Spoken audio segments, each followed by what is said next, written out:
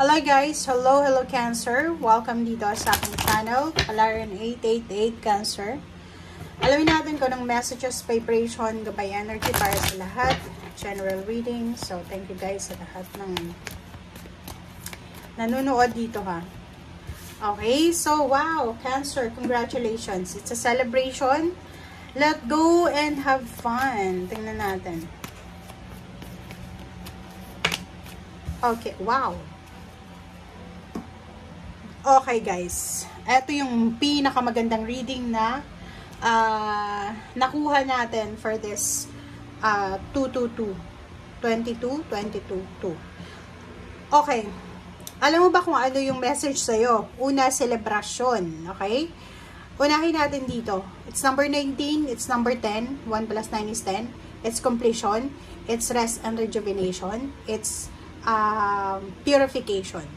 So, sinasabi ng Vera sa'yo na isa, Cancer, sa posibleng ibibigay na blessings ngayong February 22, 2025 para sa'yo is yung bibigyan ka ng katahimikan ng ating Panginoon. Rest and rejuvenation. Makakapagpahinga kung medyo exhausted ka na, diba? Yung parang yung iba sa inyo wala ng oras para sa pamilya, sa sarili, kasi masyadong nakafocus sa trabaho o negosyo.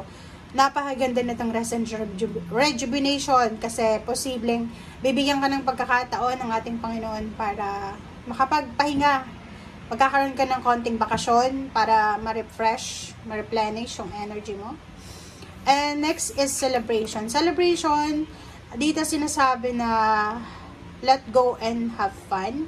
So, let go mo ang lahat ng mga hindi mo kontrolado, diba? Let go of your fears, let go of your stress, let go of everything na pwedeng nagdadala sa'yo ng sadness.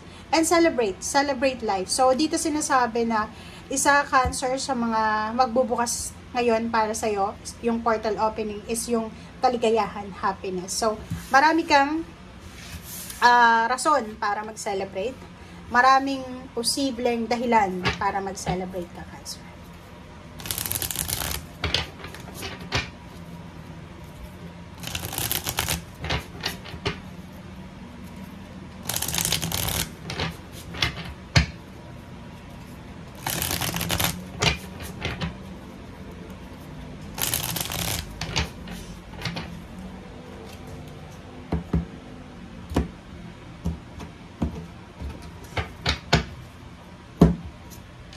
Okay, Ace of Wands and Chariot.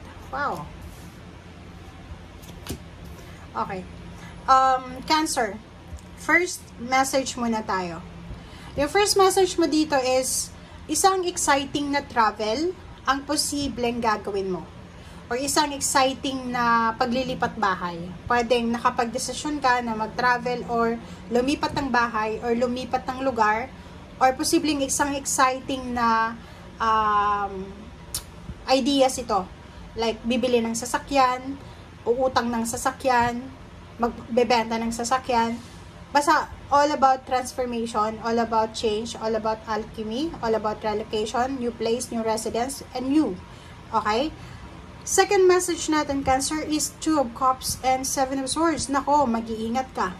Be careful. It's either ikaw yung makikipagrelasyon sa may asawa ka rin, may relationship ka, like for example, girlfriend, boyfriend, may live-in partner, both kayo in a relationship, posibleng may mangyari dito. Or ikaw ay posibleng na in love sa iba, or pwedeng yung karelasyon mo ay may in love sa iba. So, mag-iingat ka lang dito. Okay? Okay. Page of Wands. Wow.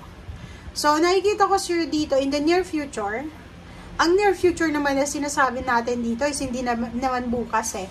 Diba? Minsan, tumatagal siya ng taon, ng buwan, parang gano'n. So, in the future, dito sinasabi na posibleng makuha mo yung freedom na minamanifest mo, especially yung mga babae dito ng Cancer. May babaeng Cancer dito na in a relationship siya. May asawa, kasal, pero meron siyang mga alam mo yun, ideal person bago siya nag-asawa. Or sabihin natin na live-in partner lang or girlfriend, boyfriend. So, mayroon kayong mga, parang, anong tawag doon sa Tagalog? Palatuntunan ba yon? Or, ano yun, yung ideal person na pwedeng maging karelasyon or maging parte ng buhay mo. Kaso, wala siya nun eh. Paniniwala mo dati, iahon ka sa hirap ng taong to. Pero in reality, wala. Dito nakikita ko, isang tao ang posibleng mag-offer sa'yo ng relationship, third party to. Panoorin mo yung Scorpio, kasi parang similar lang. Nakikita ko dito, mayroong 7 of Swords. Is either ikaw or yung person mo na nagbabalak na sirain yung dalawang taong nagmamahalan na ito. Okay? So, in the future, nakikita ko, hindi ko alam kung bakit, pero dito nakikita ko yung freedom mo. Sa future na to So, pwede na maghiwalay kayo or maghiwalay sila ng kanyang karelasyon. So, possible yon kasi yung future mo nagsasabi na you're free na. 'Di ba? Hiwalay na. Wala nang asawa, wala nang kung ano man na anything na connected sa kanya. Okay? Judgment and Six of Swords. So, nakikita ko sure dito, Cancer, maganda to kasi sinasabi, isang desisyon is number 2 din. Isang desisyon ang posibleng gagawin mo. Talagang kaya lumabas yung freedom dito kasi it's either sa work or the career. Talagang magdedesisyon ka na makaalis na dyan sa stagnant na yan. Nakikita ko sure dito na hindi ka na masaya. 'Di ba? May moon dito, full moon. Parang nasa full moon na siya, so ibig sabihin, ginawa mo na yung best mo, pero hindi pa rin nag-work. Pwedeng mag-asawa sila na ilang beses na silang nag-away, gusto nang makipag-iwalay ng isa, inaayos nila, pero yung isa dito pagod na pagod na. Wala na siyang energy para makipag-away, wala na siyang energy or lakas. Yung love niya na naramdaman sa first meeting nila or sa courtship nila, napalitan yun ng pagod. So, may isa ditong pagod na pagod na. So, nakikita ko na isang desisyon ang posibleng gagawin mo. Decision making para sa future mo. Kasi nakikita ko sir dito na parang sinasabi mo sa sarili mo, ginawa mo na yung best mo eh. Ginawa mo na yung lahat ng makakaya mo, pero wala pa rin pagbabago yung karelasyon mo, or posibleng talagang hanggang dyan lang yung relationship na to. Okay?